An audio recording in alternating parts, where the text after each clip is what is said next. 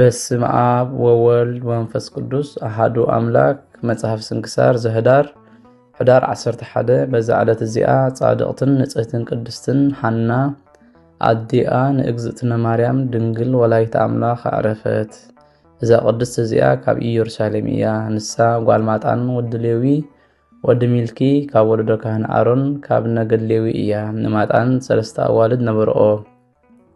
ስምታ ዓባይ ማርያ እታ ኻልእቲ ሶፍያ እታ ሳልሰይቲ ሓና ይበሃላ።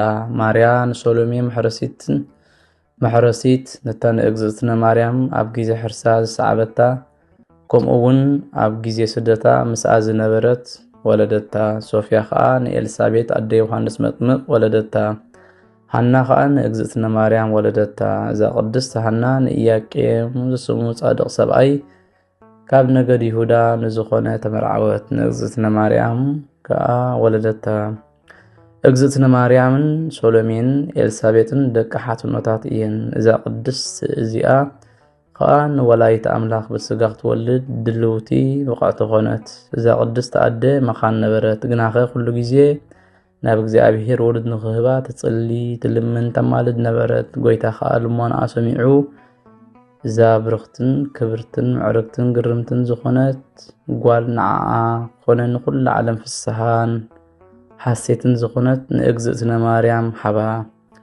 ምእንቲ እዚ ክነኽብራ መዘከርታ እውን ዓብይ በዓል ክንገብር ይግባአና። እግዚኣብሔር ምእንቲ እዛ ልዕል ዝበለት ጸጋ ዝሃባ ጸሎታን በረኸታን ምሳና ይኹን ንዘለዓለም ዓለም ኣሜን። ሰላም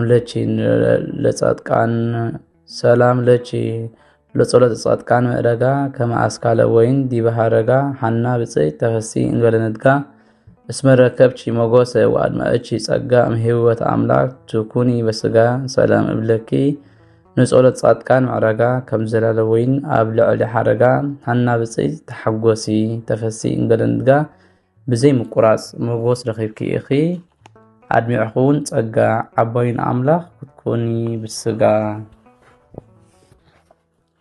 ዘቕረብክዎ ማህሌት ኣዘኻኺረ ኣእላፍ ካብቶም ኣዘውቲሮም ዘገልግሉኻ ኩሉ ግዜ ብዘይ ምዕራፍ እንዳኸንብብ ተቐበል። ናይ ድኽመተይ መጽሓፍ ዝገበርካ ጎይታ ናይታ መበለት መባእ ውኩፍ ካብ ዘእተውዎ ሃብታማት ናይ ሃብቶም ተረፍ ቅዱሳን ነቢያት ሓዋርያት እውን ሰበኽያን ሰማዕታት ምጻድቃን ደናግልን መነኮሳት ሄራን ባርኾት ባርኹ ማሕበር ዛ ቅድስት ቤተ ክርስቲያን ካብ ዝዓበየ ሽማግለ ክሳብ ዝነኣሰ ህፃን ንዘጸሓፎ ብመጽሓፍ ንዘጸሓፎ እውን ብምድራስ ንዘንበቦ ንዝተርጎሞ ብልሳን ሐዲስ ንቃሉ እውን ዝሰሚዐ በእዝኒ መንፈስ ብጸሎታ ኣዲኡ ማርያም ዓራቂተ ኩሉ ካብ ኩሉ ምባኣስ ኣሕቢሩ ይምሓረና ኢየሱስ ክርስቶስ። ሰላም ንዓኹም ጻድቃን ምስ ሰማዕት ዘዕረፍኩም በዛ ዕለት ሎሚ